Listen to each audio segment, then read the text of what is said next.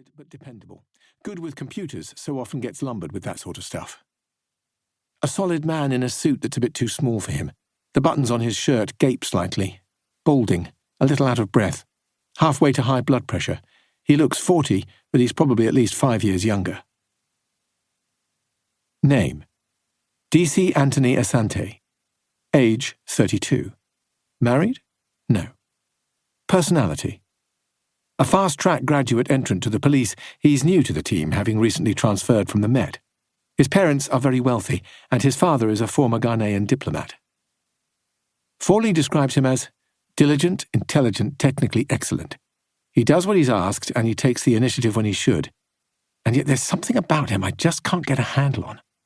Every time I think I have him worked out, he manages to wrong-foot me. The other members of the team are Alan Challow, Nina Mukherjee and Clive Conway. In the CSI team, Colin Boddy, the pathologist, and Brian Gow, the profiler. Prologue. So you know what to do? Yeah, I'm on it. You're absolutely sure you want to do this? For fuck's sake, you got a better idea. Just saying. Because if this goes wrong, it won't. Not if you do what I said. Okay, I get it. I wouldn't ask if I didn't have to. People like F, they think they can get away with anything. They don't give a shit about other people. Time someone turned the tables. I thought you agreed. I do. But this is way more than a dose of their own medicine. Way more. It's the only way to stop it happening again. You get that, right? Yeah, I get it. You'll get your revenge. I told you before. It's not revenge. It's justice. Adam Fawley, 7th of July 2018, 13:15. More fizz, anyone? Dad, how about you? You're not even driving, so no excuses? Stephen Sheldon smiles up at his daughter, hovering behind him with the bottle in her hand. Oh, go on then. Only good thing about being as old as the hills is not caring about bloody government drinking guidelines. His wife shoots him a dry but benevolent look. They both know he has to be careful about his health, but it's his birthday and she's going to cut him some slack. Nell Hennigan leans across and fills his glass. 70 isn't old, Dad. Not these days. Tell that to my joints, he says with a quick laugh, as Nell moves on round the table, topping people up.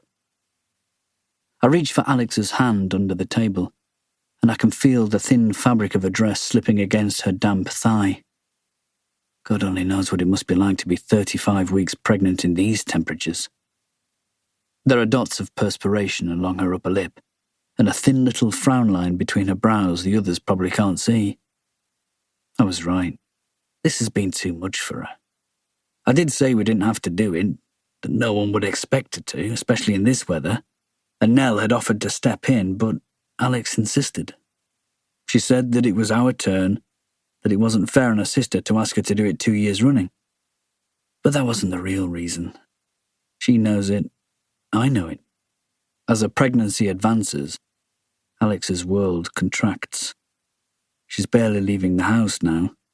And as for a 12-mile drive to Abingdon, forget it.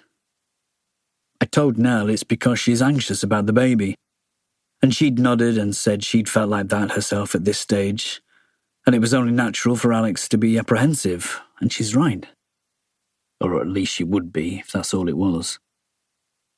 Outside in the garden, Nell's kids are playing football with their dog, taking it in turns to do penalty kicks. They're 11 and 9, the kids. Jake would have been 12 now.